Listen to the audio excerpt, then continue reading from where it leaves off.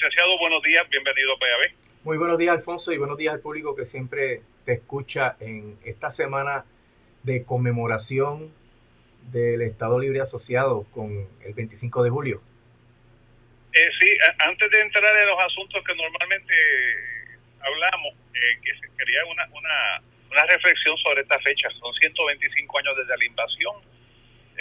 También recordamos los asesinatos del Cerro Maravilla y mientras eso ocurre, en el PPD están hablando, por lo menos el presidente del Senado, que le está escribiendo una carta con unas enmiendas al Congreso. No sé qué congresista la va a presentar, si es que alguno se atreve a presentarla, pero todavía siguen insistiendo en la autonomía, que es un concepto que viene de España y que en Estados Unidos no se entiende, no se reconoce. Sí, Alfonso, en realidad esta fecha es trágica, ¿no? Yo creo que no hay nada que conmemorar. Fíjate que el 25 de julio se establece como fecha para conmemorar la Constitución, para enmascarar el asunto de la invasión de Estados Unidos a Puerto Rico en 1898.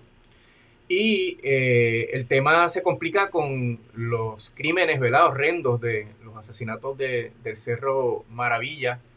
Y esto, pues, a las alturas del siglo XXI, donde la ley promesa acabó con la Constitución de Puerto Rico, estableció una junta de control de 7 personas que nadie escogió aquí en Puerto Rico, que son nombradas por presidente de Estados Unidos, de las listas que somete el Congreso y que tienen poderes prácticamente absolutos sobre todos los asuntos públicos, ya sea mediante el presupuesto o mediante no autorizar acciones del gobierno y anular acciones del gobierno. O sea, vivimos en una dictadura.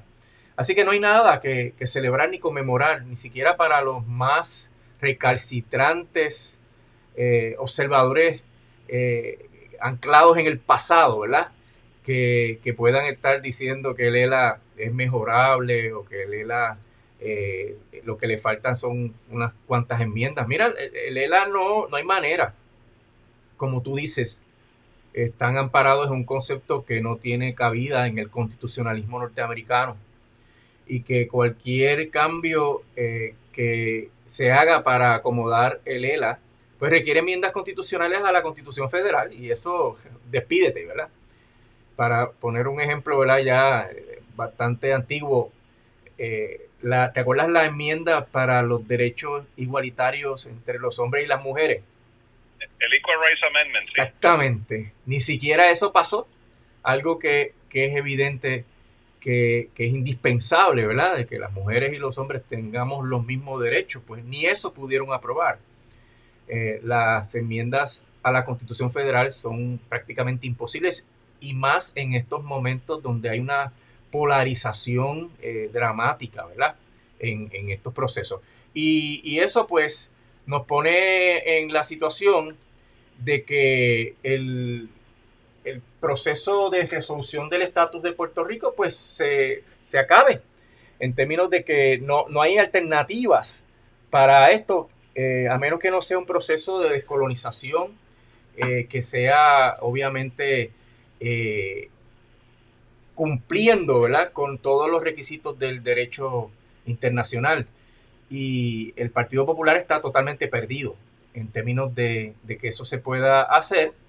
Así que no veo, Alfonso, nada más que un colapso total del sistema colonial que se puede aproximar con una segunda quiebra, que lo hemos estado explicando aquí y vaticinando. Eh, no veo cómo por la acción tradicional, el PNP haciendo plebiscitos y el PPD haciendo supuestas gestiones de cabildeo en Estados Unidos, no veo cómo se pueda resolver el estatus. Aquí hace falta una voluntad política nueva, una alianza nueva y obviamente crear una crisis para que Estados Unidos se fije en Puerto Rico, porque mientras tanto Estados Unidos no le interesa a Puerto Rico. Evidentemente no. Y con este tipo de gestos tampoco se llama la atención mucho. Claro que no, Pagándole, no. Somos... pagándole a un cabildero para que le pague a un representante para que presente un proyecto de ley que no va a llegar ni en primera base. Somos insignificantes, Alfonso, en términos de la política nacional. Hay demasiados intereses en conflicto allá y no van a prestar atención a menos que aquí ocurra algo significativo que tiene que ir acompañado de una nueva voluntad de unidad y de propósito. Y esa es la expectativa para el 2024. Veremos a ver si eso se puede materializar. Vamos a ver. Bueno, vamos entonces a los temas. Usted me puso, yo creo que esa es la pregunta que se hacen cientos de miles de puertorriqueños. ¿Por qué genera, no genera? A la verdad que antes de que entrara Genera teníamos problemas de apagones, pero las cifras que yo recuerdo eran 20.000 abonados, 35.000 abonados. Desde que llegó Genera, usualmente son de 75.000 abonados hacia arriba, 125, 100, 120. Y esto es a diario. Y sí, yo no quiero pensar la mañana que comiencen las clases.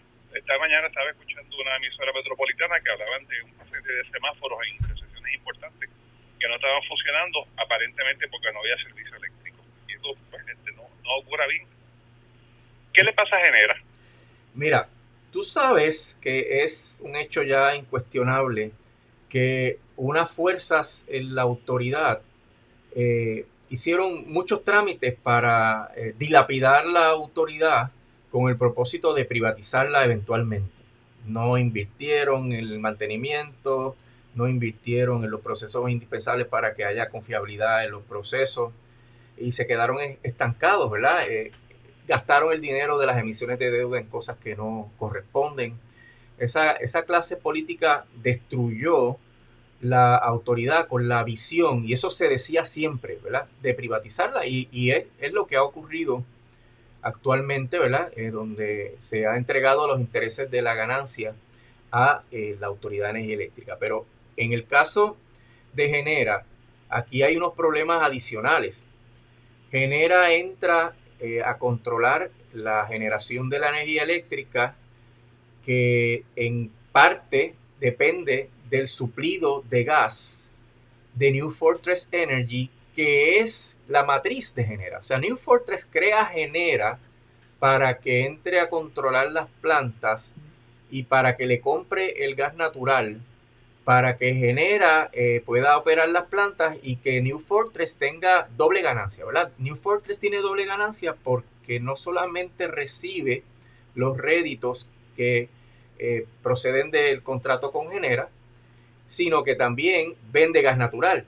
Así que imagínate qué pitcher y catcher.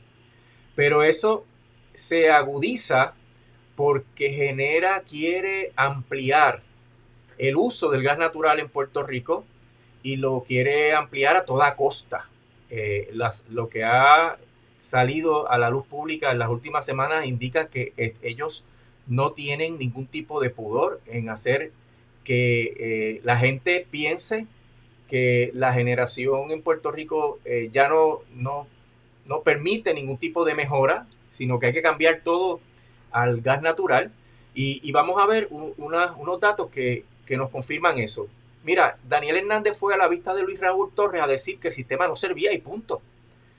Que el sistema no se había mantenido adecuadamente, que no se había hecho lo que se tenía que hacer. ¿Y quién estaba a cargo de eso? Pues precisamente uno de ellos era Daniel Hernández.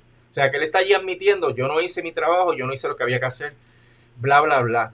La intensidad del ataque de Daniel Hernández, lo que te está diciendo es, ellos quieren cambiar a otra cosa, ellos quieren cambiar evidentemente a gas natural. Entonces, luego viene Josué Colón y viene con un dossier de documentos para probarle al legislador Luis Raúl Torres que ellos hicieron todo el trabajo y que rescataron cientos de megavatios de plantas y de unidades que estaban sin uso, ¿verdad? Que estaban rotas, que estaban sin mantenimiento, etcétera, y que cuando se le entregó el servicio a Genera, estaba en la posición mejor posible en los últimos años. Entonces, ¿qué pasó en 2 o 3 semanas, Alfonso? ¿Por qué ahora el sistema no sirve? ¿Por qué ahora nos tienen con estos apagones tan amplios, ¿verdad? Por todo el país y de tanta duración. Cuando tú miras la historia que te he contado y que conoces de que se destruyó la autoridad a propósito para privatizarla, pues aquí tú ves que Genera está dilapidando la generación, generando, ¿verdad? Valga la redundancia, un repudio del pueblo para luego justificar que se mueva la generación al gas natural. Y eso va en contra de los intereses y de la política pública de Puerto Rico de movernos a la energía renovable. El gas natural no es energía renovable, es un combustible fósil. Entonces tenemos a Genera empujando para que se establezcan unos generadores auxiliares que son de gas natural. Y ocurrió la semana pasada un evento dramático que confirma todo esto. La licenciada Katiuska Bolaños, pasada abogada de la Autoridad de Energía Eléctrica, que ahora es la jefa de los asuntos regulatorios de Genera, se movió del bufete de Vázquez a Genera, pues cogió papel timbrado de la Autoridad de Energía Eléctrica, a la cual ya no puede representar como abogada ni como nada, porque nunca ha sido ella miembro de la Autoridad de Energía Eléctrica ni empleada. Tomó el papel timbrado y estableció que era indispensable montar un tubo nuevo de New Fortress para suplirle gas a las plantas de Palo Seco, que sin eso el sistema no va a poder funcionar y no se va a poder cumplir. Y entonces le estampó su firma, pero a nombre de la Autoridad de Energía Eléctrica. Mírate qué clase de atrevimiento, que la jefa de los asuntos regulatorios de Genera se atreva a escribir una carta con papel timbrado de la Autoridad de Energía Eléctrica para pedirle a la Comisión de Energía Federal que autorice un nuevo tubo de gas natural para darle gas a Palo Seco. O sea, ¿qué más hace falta para establecer que toda esta crisis es parte de un plan para vender más gas natural a Puerto Rico y para apartarnos de las metas de energías renovables que hay en el país, que son contrarias a los intereses de Genera, de Luma, porque también Luma brega en el mercado de gas natural, y obviamente de New Fortress? Entonces lo que hacen es crear esta situación de crisis, crear esta situación de falta de generación, de apagones constantes, y por ahí en los media tours diciendo es que lo que nos entregaron a nosotros fue una flota que estaba totalmente destruida, que no sirve, que no hay manera de arreglarlo, y entonces empujar por el otro lado para que se autorice el uso del gas natural para otras plantas auxiliares de generación. Entonces ahí es que está el bizcocho grande, Alfonso, porque la mayor partida del presupuesto de la Autoridad de Energía Eléctrica es el combustible. Ahí es que está el dinero en grandes proporciones para New Fortress. Y eso, Alfonso, es realmente algo que pasa aquí en Puerto Rico y tú no ves que se discute, tú no ves que se genera indignación, tú no ves al gobernador opinando sobre eso. Aquí hubo una actuación de esta funcionaria de Genera por encima de lo que es la autoridad, y Gil Enseñat, que es el presidente de la Junta de Gobierno de la Autoridad de Energía Eléctrica, afirmó, ¿verdad? Confirmó que él no autorizó que se hiciera eso. O sea, hasta ese nivel. Ahora, cuando explotó, ¿verdad? A finales de la semana pasada, pues entonces, ¿qué pasó con la carta? Desapareció del récord de la Comisión Regulatoria de Energía. La sacaron inmediatamente porque era una barbaridad. Pero ahí tú ves razones suficientes para que este conflicto de intereses entre Genera y New Fortress versus el pueblo de Puerto Rico, pues esté ocasionando lo que estamos viviendo, que no les importe. Ellos están realmente creando el ambiente para decir, caramba, aquí hay que seguir con el gas natural porque no hay manera de reparar estas plantas, no hay manera de proveer suficiente energía. Y eso es lo que está pasando, Alfonso. Es un plan, es una intención y una deliberación de meramente sacarnos el jugo. Entonces, ¿qué ocurre? Ese gas natural nos cuesta dinero. Ese gas natural no es energía renovable, que es gratis, que viene del sol y del viento. Nos cuesta dinero y eso se impone luego un cargo adicional, un ajuste en la factura para pagar ese gas natural.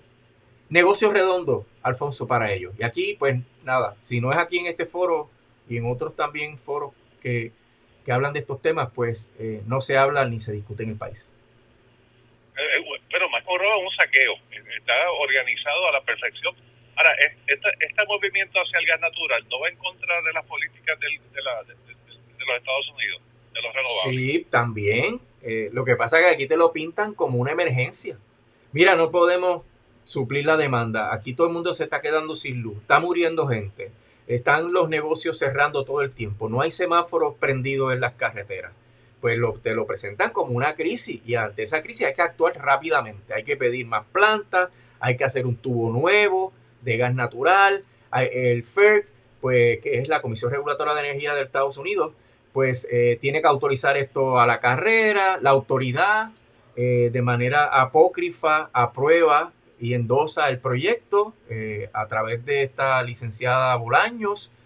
Todo esto es un plan, como tú dices, para lograr el máximo en el menor tiempo posible.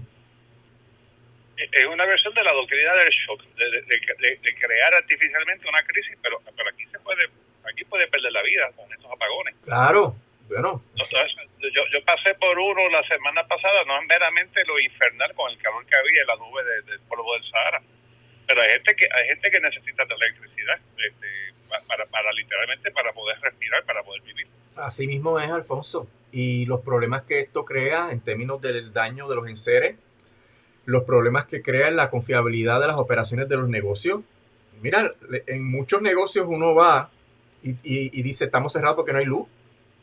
Ya los negocios ponen en las redes, vamos a abrir de tal hora a no sé qué hora, dependiendo de si tenemos luz. Y el uso de las plantas y la quema de combustible sucio por esas plantas, pues todo eso genera todos unos efectos colaterales que son muy dañinos para la convivencia y para la confiabilidad de los negocios y para la economía. Y eso, pues, Josué Colón, pues, lo dijo claramente. Mira, eso de estar hablando de que el sistema no sirve, eso es bla, bla, bla, versus la prueba de que el sistema estaba en óptimas condiciones. Digo, vamos a decirlo con toda honestidad, ¿verdad? O sea, no es que estuviera de paquete nuevo, pero que el esfuerzo que hizo Colón en los últimos 2 años puso el sistema de una manera que no había estado en mucho tiempo, en términos de la oferta de energía y de las máquinas que se arreglaron, etcétera. Así que estos son trámites que ellos están tratando de desmentir para que el público crea que hay que hacer cosas de emergencia, que hay que hacer asuntos drásticos para que el sistema vuelva a dar un servicio confiable. Eso es lo que están tratando de hacer. Es la doctrina del shock. Tú tienes toda la razón. Esta mañana estaba leyendo una nota de Oscar Serrano de Noticel que dice que la Junta de Control Fiscal se opone a un incentivo contributivo para placas solares. Estaba viendo que no es una cantidad muy grande, es una deducción contributiva equivalente al 100% de principales intereses hasta $3,000 anuales, pero aún los que quieren irse individualmente a tratar de resolver el problema, ahí la Junta también se opone.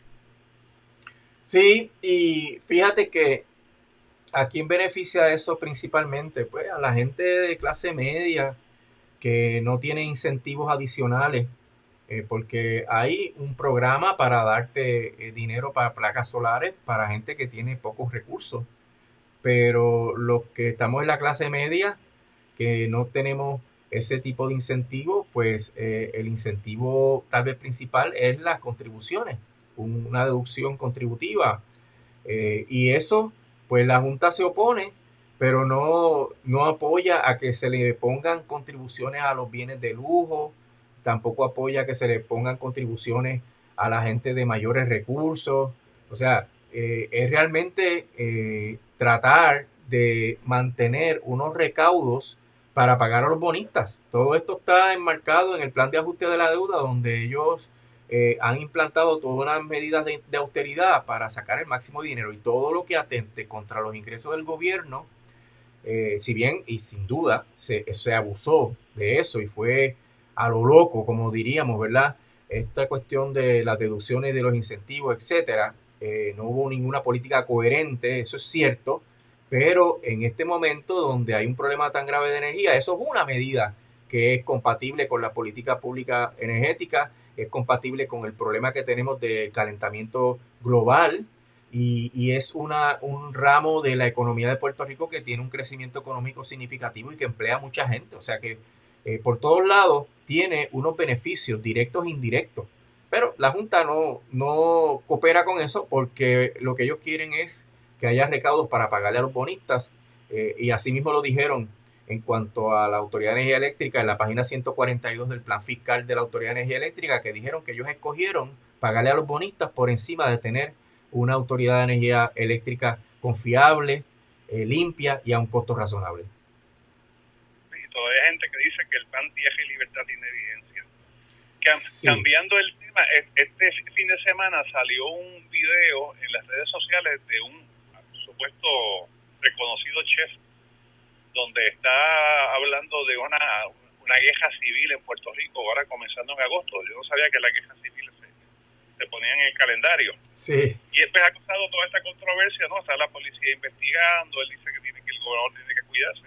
Pero a la luz de lo que estaba pasando en Estados Unidos y el debate que hay allá, de la importancia de la libertad de expresión, porque allá en Estados Unidos se habla a diario de una guerra civil, allá ciertamente está mucho más cerca que nosotros.